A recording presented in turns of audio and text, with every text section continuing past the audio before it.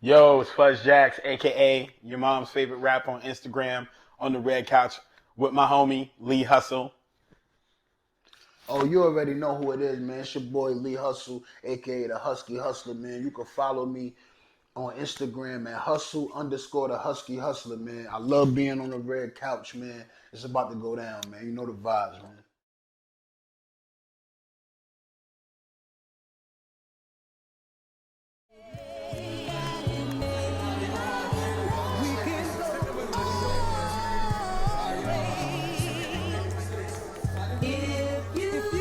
Champion bound to Malcolm X with a pinch of Christ. Catches with the jab, I'm Floyd May, my defense is nice. Crafted by a Mac, I'm embedded to get the cheese. Genius with the beats, this pop art and I move with ease. Genius. Heart cold. Wrestling, I started watching wrestling probably in like 88, 89. What got me into wrestling was like, I was just always fascinated by every time I turned on the TV and just seeing like two niggas on my TV fighting and beating the hell out of each other. I liked that shit. I just took a liking to it, you know what I'm saying? And once I got to learn the characters, it was lit ever since then, you know what I'm saying? Like, I really, really fuck with wrestling, man. Like, the nerdy as it sound, but yeah, I'm a wrestling nigga, man. I can't lie, bro. I can't lie, bro. What got me into it was my grandmother, man. My whole family like wrestling. First wrestling match I went to was Fort Lauderdale, Florida, like 1980 something. Harley Race, Ric Flair. That was the first wrestling match I went to. My grandma had front row seats. Ric Flair head got busted open. I started screaming because that was the first time I seen like somebody like get their head busted in front of me, and I was crying so bad my grandma took me out of there. But yeah, that was my first wrestling match. There were two legends. So ever since then, I've been hooked on it. Shout out to Harley Race, shout out to Ric Flair. That's my favorite wrestler of all time. Actually. Oh, word? Yeah, Ric Flair. You know what I'm saying? But you ever got to see him in person? Oh, yeah. Never got to see him live, bro. It's true what they say, man. Even at the young age of like 5, 6 years, I remember how flamboyant he was when he came out. The robe and yeah. Everybody's went crazy. Yo, he was flashy, man. Flashy, man. I mean, he flashy. Yo, man. he walked it and talked it, man, for real. Oh yeah. Yeah. The nature boy. Yeah. Woo! Cause he's flashy.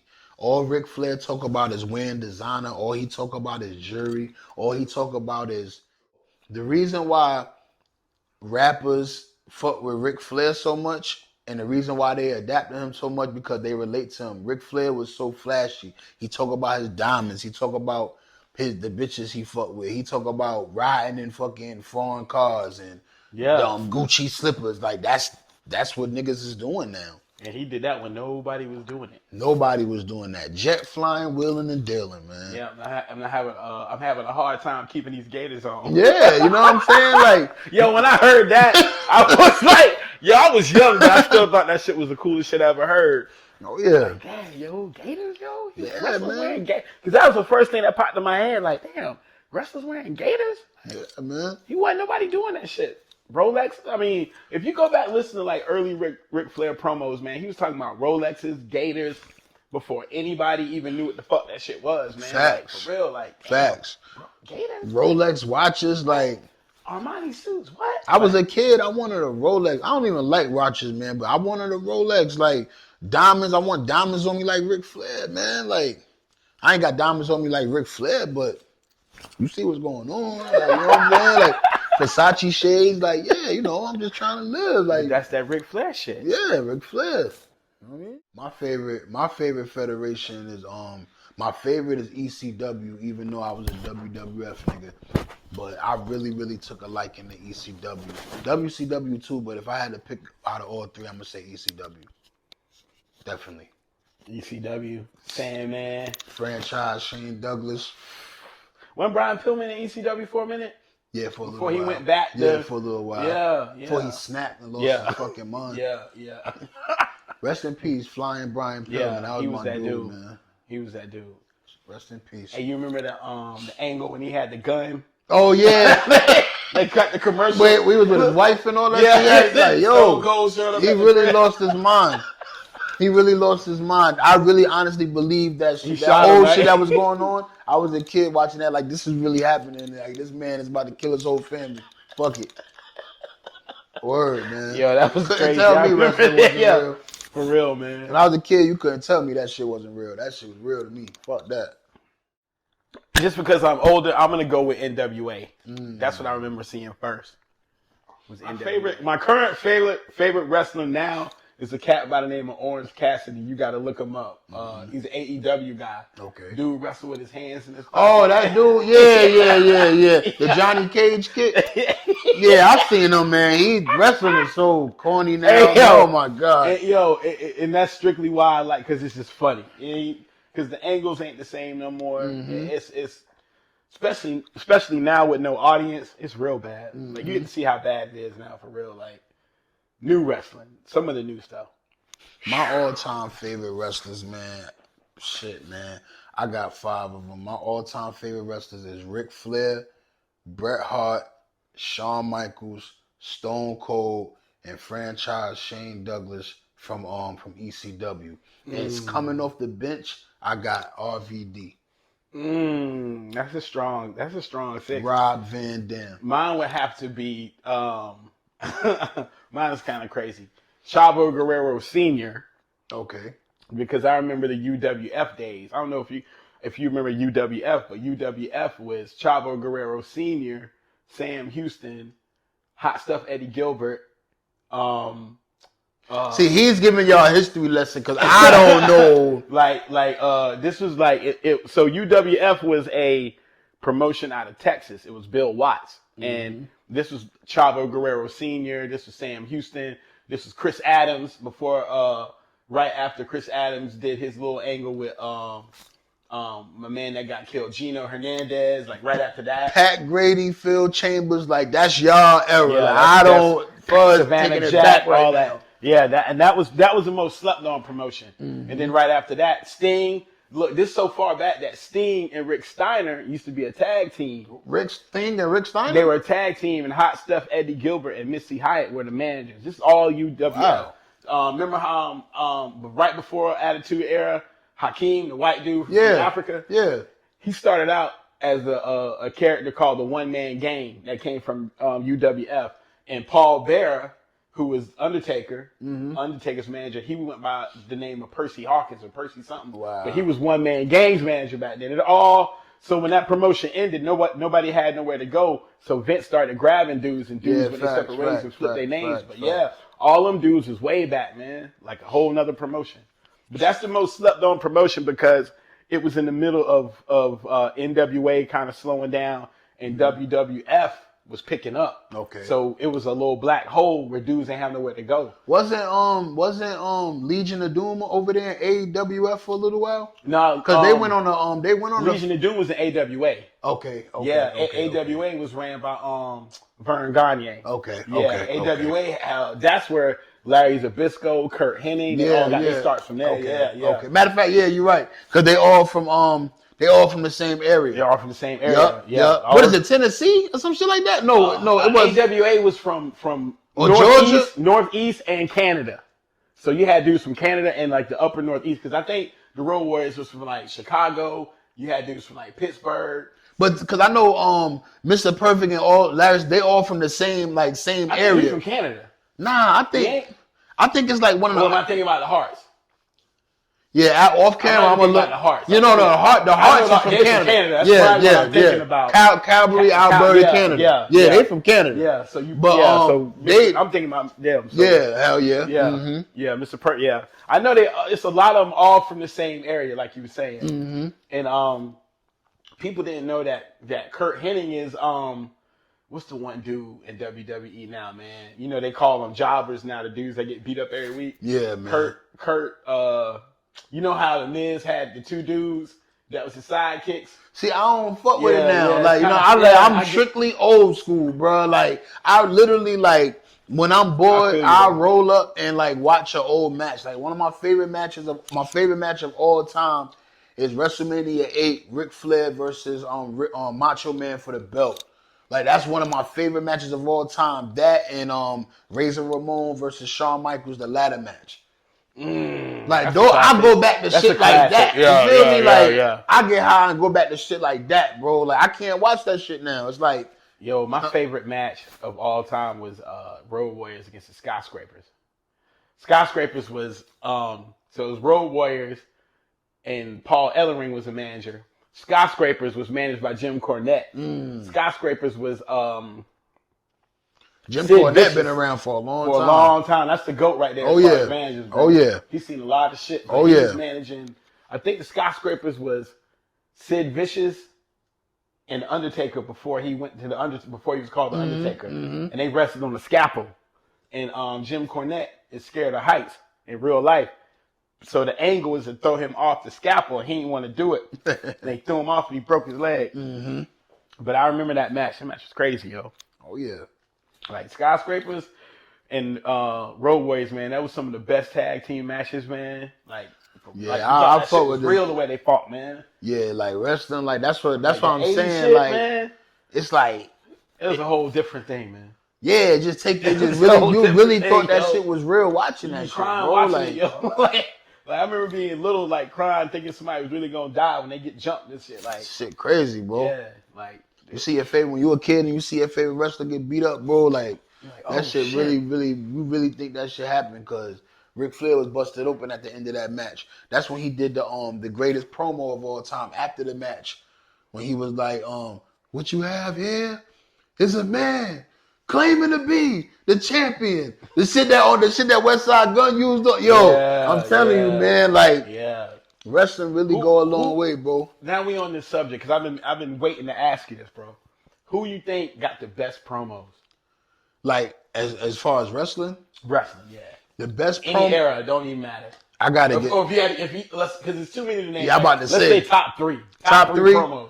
Top three promos is Macho Man, The Rock, and Macho Man, The Rock, and Ultimate Warrior, bro. That shit I had you. Macho Man was really like promos. Them niggas was snorting bricks before they got in front of that camera. Before they got in front of that camera, bro. If you watch certain promos now, you see Macho Man sweating and shit. Like that shit crazy. I really fuck with fucking The Rock promos though. He was hilarious. Yeah, because he not only was he hilarious man, but like the way he executed them. Yeah, man. It was like, yo, this guy's really good, man. Yeah. My favorite promo is Hard Times, Dusty Rhodes. Oh yeah, Hard Times. Yo, he was really, and like he was really, your job, daddy. Yeah, Hard Times. I fought, yeah. Damn, rest in peace, man. Yeah, Dusty Rhodes, man. Piper. Oh yeah, definitely. And definitely. Another dude who had great promos, man, was Ricky Steamboat. Ricky Steamboat had some decent promos. That was my dude. He had some decent promos. That was my dude. My favorite wrestler turned actor is The Rock, because like I really did like The Rock, and he's not a bad actor. His movies not at all. His movies is real. I fuck with some of his movies. Some of his movies is like over the top with the extra shit, but he's a good actor. He not trash. I fuck with The Rock. He cool. I fuck with two. One being The Rock today, because The Rock changed the game. Yeah, he did. The Rock did definitely change the game far as wrestlers going into acting. But one of my favorite guys, man, when Roddy Piper did They Live. I've never seen that. Bro, him and you know who Keith David is, right? Older black dude with the voice. That's the Army commercials. Oh yeah. Them two together. Yeah. Oh, wow. He played in Mark for Death with Steven Seagal. He was the coach. I'm gonna check that shit out. Yo, it's called They Live. That shit out. That was Roddy Piper's first movie. Word. He would have done a lot more, but he died. But like, he was one of my favorites. He did a couple movies because back in the early '90s, you had a lot of wrestlers that did movies straight to VHS. Yeah. And Hulk Hogan was the one who killed the game on that. Yeah, he was trash. But all his movies went straight to VHS. Yeah. And his contracts were crazy huge. Yeah, they were crazy. But his movies were trash, yo. Hulk Hogan was getting some money, man. So he's getting bread straight to VHS movies. And Roddy Piper started doing the same thing. Yeah. But he ended up passing away. But They Live, classic. Classic movie. My top 3 finishing moves is the even flow DDT from Raven. That was crazy. You see how he lifted niggas up with that shit, bro? Yeah, Raven was oh my slept on God, too, bro. He was slept on yeah, too. I fuck with the flock. Now, I love the flock. Billy Kidman. I like Billy Kidman from. Let me stay on top. Hold on. Let me stay on topic real quick. Dang, you said a name that Billy. Nobody knows about Billy Kidman. Hell yeah, the fucking the even flow DDT from Raven. That's number 1 for me. The diamond cutter from Diamond Dallas Page. That's number 2 for me. And number 3, I'm gonna go with the clothesline from hell from Bradshaw. He used to make niggas do a somersault when he hit you. Like, god damn, like off the he used to throw you to the ropes and then bounce off the rope and then clothesline the shit out of you. Like, his shit was more effective than Animal from yeah, for sure. Way more effective. And can I just throw one more? I have a favorite tag team finishing move. And that was what's my niggas from ECW? One used to sweep your leg and the other one used to roundhouse kick. Yeah. You know what I'm talking about? Their names, yep. Damn, what the fuck was that? But it was a Natural Destroyers or some shit like that? Yeah, something like, because it wasn't Natural Disasters, because that was WWF. That was... Damn, what the fuck was that? It was some niggas too. It was some black niggas. But anyway, them. That's my shit right there. Wasn't that New Jack and Mustafa? I don't think they did that. Or that was okay. It was 2 more niggas in ECW that did that. I'm trying to think of their name. Off camera, we're gonna look that up too. Yeah, I think the name of it was like the name of the move was Total Elimination or some shit. Just ECW had some dudes that could wrestle, but you just couldn't remember who they were. Yeah, facts. They had so many. Facts. ECW was the shit, man. Facts, man. I think my favorite 3 wrestling moves of all time. One's got to be the Perfect Plex. Kurt Hennig. Another one's got to be Perfect Plex is crazy. The Perfect Plex is crazy. Another one has to be I'm gonna have to go with the Sharpshooter, man. The Sharpshooter? You know why? I'm gonna tell you why. I'm gonna tell you why. It ain't even because who did it. It's because so many people copied it and then tried to name it. Facts. So you got that. I got to throw that up in there. I'm a fan of the Walls of Jericho, but because it's way more crazier than a regular Boston Crab. Like he really lift up and really bend your back all crazy. But he really did lift motherfuckers. Hell yeah. And I got to go with the DDT. Shit. And I got to go. Who DDT though? I got to go with Jake the Snake's DDT. Oh my God, he snapped your neck so fucking hard, bro. And it was quick too. You know who DDT was good too? You remember Gangrel? Yeah. Gangrel had a hell of a DDT too. Remember. Yeah. Somebody got a DDT now. I think it's in AEW. Excuse me. Where he go off the 3rd rope. Where he grab you and he pick the dude try to pick you up and he hit the 3rd rope, and when he hit the 3rd rope he turned and he catch you. Oh man. I forgot. Yeah, I'm gonna check. Everybody keep telling me to check out AEW. Shout out to Tim Joyner, man. I'm telling you, man. AEW Hustle is the closest thing to what we're talking about. As Word. far as what we grew up on, what we watched. Like managers and all that. Like managers, like wrestling, just like straight up wrestling. Like, cause AEW got Chris Jericho now. Mm-hmm. They got Ambrose. What he go by? What do he go by now? It's no more Dean Ambrose. It's John Moxley. Okay. They just got the Revival, I think. That came from WWE. They got a tag team called Party Supplies or something. 2 black dudes. Monsters. Damn. They got. I'm gonna check AEW. When they come on? Like Tuesday? I think it's like maybe Tuesday or Wednesday, but you can go on TNT and see a lot of their shit. Yeah, I'm gonna check that shit out, man. The Young Bucks too. Okay. Kenny Omega. Yeah, they got. Yeah. Definitely check them out. Let me ask you a question off topic real quick. What is your well, not off topic, but off the question there. What is your favorite match though? Like what's your favorite match of what's your favorite match like that I've ever seen? No, what's your favorite match like a TLC match TLC or what's your favorite match? Or Hell in a Cell. Yeah, something like that. My favorite match would have to be Crockett Cup in the 80s. Jim Crockett Promotions, NWA had the Crockett Cup. where it was tag team matches, but it was in brackets. Word. All in one night. Okay. Yeah. I have to go with that one. My favorite. Yeah. I'm sorry. Yeah, that's it. My favorite match is the lumberjack match, man. Ooh. Like it's two people fighting in the ring. For those that's not familiar, it's two people fighting in the ring, and all the wrestlers come down and surround the ring, and whoever get thrown out the ring, they get the shit beat out of them and thrown back in the ring. But I love the nobody talks about lumberjack matches no more. Hell yeah, man. Those are crazy. Oh yeah. Those are real crazy, man. Oh yeah. Damn. I forgot all about that. See, man, you know your shit, man. Oh yeah. Yeah. Oh yeah. Not that I doubt it, but yeah, lumberjack. Yeah. Nobody talks about lumberjack matches no more, man. Yeah, I love them shits. I think the reason why wrestling has such an impact on hip hop is because I think wrestling was in a lot of black homes more than what people thought. I'm telling you, bro. You know what I mean? Like for real, I'm like telling real talk, you, like, bro. It was like for me growing up, it was wrestling and kung fu theater on USA Network. That's all it was. And I think for a lot of us growing up, it was because, like, you know, some of us didn't really rock with comic books. A lot of us didn't rock with cartoons, right? But everybody in the neighborhood rocked with wrestling. Yo, everybody. It really kept me like my mother, like, pardon me for cutting you up before, like, my mother used to fucking order the pay-per-view, and all my niggas used to come to my crib, and we'll, like, watch every last one of them.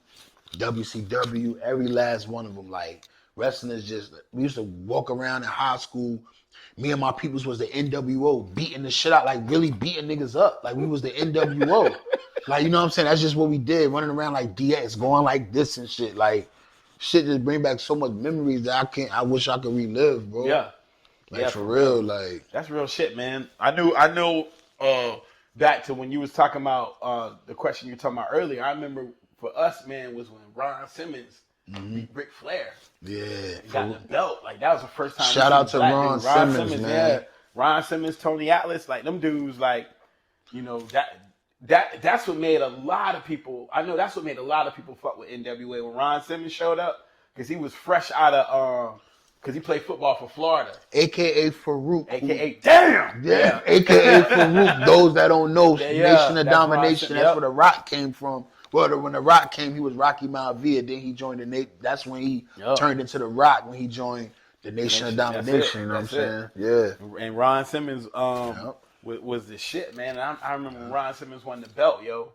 That's another part of wrestling that changed too, man. I think when he won the belt, and that was like the first black dude to win the belt like that changed the game for a lot of people.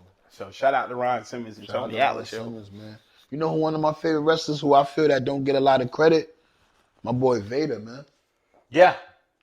Vader was tough, man. Yeah. Vader was like Bam Bam Bigelow on steroids. Mm-hmm.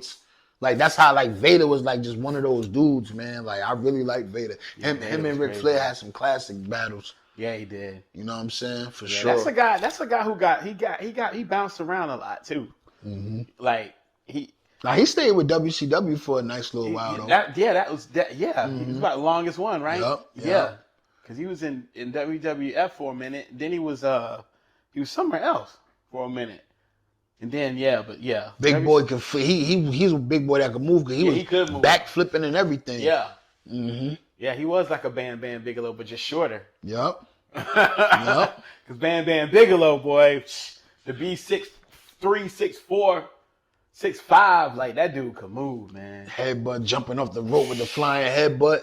That was his finisher. That was crazy. Yeah, rest in peace, Bam Bam Bigelow. Rest in peace, Luna Vachon too, man. Yeah. Damn, I love them when they was together, because she had the flames, tattoos. She was really scary too, man. I remember. Who was the baddest thing in wrestling though? Who was the baddest female though? Like that you used to fantasize about when you was a kid? Like. I got two. Who? I got two. Who? Trish Stratus and Stacy Keibler. I always wanted them as a kid. Yeah, but Trish Stratus? Oh, man. Yeah. She was so sexy, too. Like, I used to like Jacqueline, but I was scared of Jacqueline because she was so damn built. Oh, yeah, she was built. She was built like a motherfucker. Like, she was so, like just strong. Like, she choked you out. But I remember, like in that era, like, Sable was real big. And then I remember going back to, like, Sable. To, like, our era, like, the 80s, you had, now I think about it, man, it's kind of racist, but there was a black woman who ran with the Four Horsemen for a while. Her nickname was like Dark Angel. And she was black. She was bad as fuck. But then like now when I watch the promos, I'm like, yeah, this shit was racist as fuck. Like my chocolate brown dark angel coming down the aisle right now, and she walk up and I'd be like, yo, these motherfuckers talking to her crazy. Like that was a whole but her and R.I.P. woman. Chris Benoit's wife, Nancy was bad. That's Elizabeth was bad too. Huh? Elizabeth was bad too. Yeah, you can't forget about Elizabeth. Oh yeah, Elizabeth was Nancy bad. was bad though. But yeah. Damn, she should be in the Hall of Fame, but they're not gonna let her because Chris Benoit. Yeah. That's crazy, man. Yeah, that's crazy. That man killed his whole family. That's crazy as fuck. Her. Do you think he did it, or you think it was? To be honest with you, man, like for a while I was thinking, because I know he got a lot of gambling debts and shit like that, so I was thinking that niggas killed his whole family and made it look like he killed himself. But when I watched that Dark Side of the Ring shit, then and relived this shit again, then I was like, nah, he had some demons, man. I think him and Eddie Guerrero was gay, bro. You think that for real? How can my wife said that, like, and I agree with her, because I was like, yo, it's true though. It's true, because how can he was that hurt that his people, like, I understand, like, you know what I'm saying, but you was that hurt to the point that you went into a deep depression and killed your whole family because your homie died, bro. Like, that's kind of weird, bro. Like, I think it was all. And he was boo-hooing. Did you actually see the tribute he was boo-hooing? I saw the clip. Yo, when I was watching that when I was a kid, I was always saying, like, damn, he's crying really, a little. Really going hard. Yeah, right? he was really crying, like. Yeah, that's one thing, yeah. And his wife was, and they was interviewing, like, yeah, man, when Eddie died, Chris was just in his room crying for a week straight. Like, damn. Man, I understand. Don't get me wrong. I got homies that I lost too, you know what I'm saying? But I don't crying for a week straight, and I don't know. I just think they was in kind of a relationship. You know, it's kind of gay. I don't want to sound insensitive. Nah, it's just the way you said it was funny, man. It was funny. It was gay to me. Like, I always thought it was like, because they said, you know, when they cut his head open, man, they said this man, he had like the brain capacity of like an 80, 90-year-old.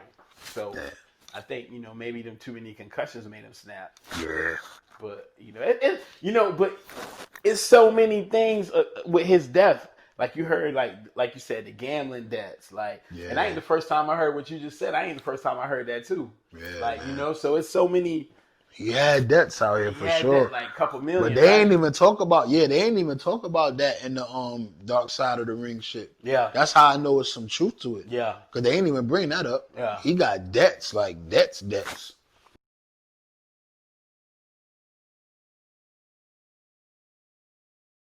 Yeah. Who your favorite, what's your favorite manager wrestler combination in all eras? Ooh, man, okay, for tag team, I got to go with Paul Ellering and the Road Warriors. Okay. And for singles, man, I got to go with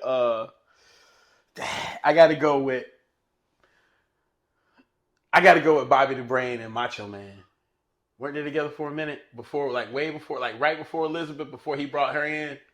What's the Brain? Or you know what? Or let's just go Macho Man Elizabeth. Okay. Let's just go Macho Man to make it easy. Okay.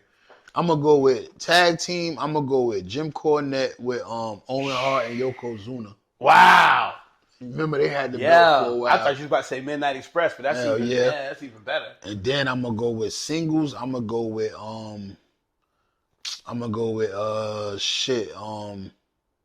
wasn't fucking who was with $1 Million Man?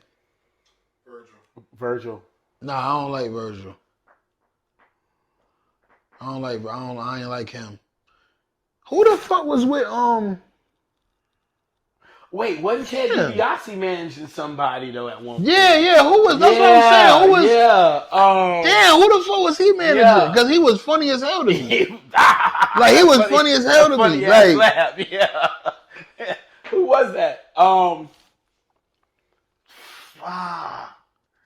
But singles to make it easy though, I'm gonna go with Bobby the Brain Heenan when he was with Psycho Sid. That's good. Bobby the Brain, anybody. Yeah, pretty much. I used to, man. Psycho Sid was crazy to me. Yeah. Did you ever see the match and he broke his leg? I never seen that match actually, but I seen the clip and it was crazy. You got to see the match, bro. Hey, he had the fucking what's the shit in his theme music? The boy, it's crazy, boy. Yo, hey, did you ever see when Hall and Nash made fun of him and Nash came to the ring with a Sid Vicious mask on? Hell no. Yo, you got to go back and look at all that. There's a lot of classic, but yeah, what's your favorite? Like, what's your favorite? Okay, I got a good question for you. All right. Out of all, what's your favorite betrayal in wrestling history? Oh man, it's gotta be favorite betrayal. Oh man, it's gotta be when Lex Luger turned into a horseman. Oh yeah, I remember that. It's gotta be that. I remember Be that, bro. I got a classic for you. I got one for you. What's that? When Shawn Michaels super kicked Marty Jannetty through the barbershop window. Oh, I watched. Yo, look, that's my favorite of all time. Like, I watched that. Gave him dap, raised his hand. Soon as he turned his head, super kicked him, then threw his ass through the barbershop window. Man, and you know why that's a super betrayal? Because Marty Jannetty's career ain't been the same since. Hell no. That and when Hogan joined the NWO. Because that's when I started liking Hogan, when he turned into Hollywood Hogan. That fucked a lot of people up. Yep. That fucked a lot of people. I remember that. That fucked a lot. But yo, that's when wrestling was really going hard because they had to compete. Oh yeah. And that NWO shit was crazy, man. But you remember when fucking Farouk fucking made the Nation of Domination beat Ahmed Johnson ass because he didn't want to join the Nation? Yeah. He's like, you black and you sitting around in this damn pink ass tights and no shirt on. You better come join your people. He was fucking holding a microphone while The Rock and D'Lo Brown and all them niggas beating his ass. Next thing you know, next week, this nigga fucking Ahmed Johnson got the kufi on, coming to the ring with fucking Nation of Domination and shit. They beat him with a belt, bro. They beat that man ass, bro, because he didn't want to join them. Like on some Black Panther shit. Word. Yeah. Message early while I'm watching this shit. Like, yeah, stick with my people. Fuck that. Why you fucking with them, Ahmed? Come fuck with us. Yeah. Word. Yeah. Word. And if you don't, it's going to be consequences. Yeah, and if you don't, it's lit for you. Yeah. Forget about this shit, yo. I think the Montreal screw job fucked a lot of shit up. Yeah, that really fucked it up. It really fucked a lot of shit up. We don't know what you're talking about. What screw you talking about? Lee, you want to elaborate on that one? Yeah, man. Vince McMahon screwed Bret Hart. Bret Hart was leaving WWF. He was going to WCW. Bret Hart didn't want to. Vince McMahon thought that Bret Hart was going to beat Shawn Michaels and not let him, because the tradition is if you leave the federation, you got to lose a match and forfeit your belt. You know what I'm saying? You can't leave with the belt because somebody left with the belt before and did that before. You can't do that. So Vince McMahon just, when Shawn Michaels threw Bret Hart in the sharpshooter, Vince McMahon told them to ring the bell. And like yo, he really went crazy. Like Bret Hart like spit in his face, did like $100,000 in damages that night. Knocked Vince McMahon out. Knocked him out, like broke all the TV monitors on the shit, all kinds of shit. Like, they talk about that shit all the time. Like, Vince really fucked him over. Like, for real. Even Shawn Michaels went backstage like, yo, I didn't even know that was going to happen. Like, I didn't want to win the belt this way. Like, you could see it in his face. Like, when they run the bell, you could see it in Shawn Michaels' face. He like, what? Like, yo, what the fuck? Like, what you mean? Like, you know what I'm saying? Like, shit was crazy. He didn't even tap out and Vince run the bell. Yeah. Snake shit. But yeah, that's Vince McMahon for you. But it was, like Hustle was saying, like, in tradition, you're supposed to leave the belt with whatever federation you leave him with. But the problem with the Bret Hart thing was that they wanted Bret Hart to lose a match. Yeah. And Bret was like, I'm not going to lose the match. I'll give the belt, but we're about to go wrestle in my hometown in Calgary, Canada. I can't lose the belt here. Yep. And that's why it was a screw job, because he wasn't supposed. They were like, all right, well, and also one thing that we both forgot to mention, at the same time that this was going on, Bret Hart had another team, another camera crew there to film him because he was working on a documentary. Yeah, yep. Bret Hart had the mic on inside of Vince McMahon's office. And Vince McMahon straight up told him, hey, man, we're going to go with the plan like we said we were. We're not going to screw you over. Yep. I just want you to know that. So going into the match, you know we're not going to fuck you over. And he did it anyway. Yep. That's why it was such a big thing after the match. Yeah. That's why nobody knew. Because he was going to win the match, and he said he was going to just hand the belt over. Yeah. He didn't want to lose in his hometown. But Vince McMahon didn't want to, like, risk him just going to WCW with the belt. Right. So Because technically it's still his. Right. You know what I'm saying? And that was a screw job. Yeah. So when you say, you know, it was planned, it really was never planned. And they don't do it like, all right, well, fuck it. He took the belt, make another belt. Like, nah, they like the belt that's that actual belt that really get passed on. Like that's the belt that get passed on. Like it's the same as that you belt. You don't get like, to take that shit with you. Yeah, like it's not like I could make another belt. Like no, that's the championship belt. Like we need that belt. Like yeah. That's why I think they never let my $1 Million Man win a belt because he wanted ice in his belt. Remember, he wanted all them diamonds, so he made his own belt. That's why $1 Million Man made his own belt, and they never let him win a belt because he wanted to add extras on his belt. Yeah. He wanted diamonds, money signs all over his belt, like mad shit in his belt. Vince McMahon like, hell no, we not doing that shit. Yeah. So he like, man, fuck that shit. I make my own belt. So they never let. You notice he never had a belt. Yeah, not even a TV title. He never had a belt. Yeah. Like that's crazy. And he's another guy from UWF. That's crazy, man. I forgot to tell you that too. That's the first time I seen Ted DiBiase. Word. Was in UWF. He used to be tag team partners with Chavo Guerrero Sr. Word. Yeah. I mean, y'all getting a little history lesson behind the camera, man. You know what the fuck going on, man? I do it all, man. I'm a jack of all trades. I know I do it all. What I gotta say is, my last words is, it's me and the big bro Fuzz Jackson. And if you ain't fucking with Louis T, I got 2 words for you. Suck it. That's what I wanted to end it. Yo, what's up? It's Fuzz Jax. You can find me on Instagram, one word, your mom's favorite rapper, Facebook, Fuzz Jax. I'm glad to be here on the red couch with my homie, LeeHustle. Yeah. I am the Inquisitive Mind, the Louis T podcast. Thank you for having us. Can't wait to talk about this next subject we got going on right now. Yo, man, it's your boy LeeHustle, man, a.k.a. the Husky Hustler. You already know what it is, man. I'm sitting on the red couch, man, with my big bro, Fuzz Jackson, man.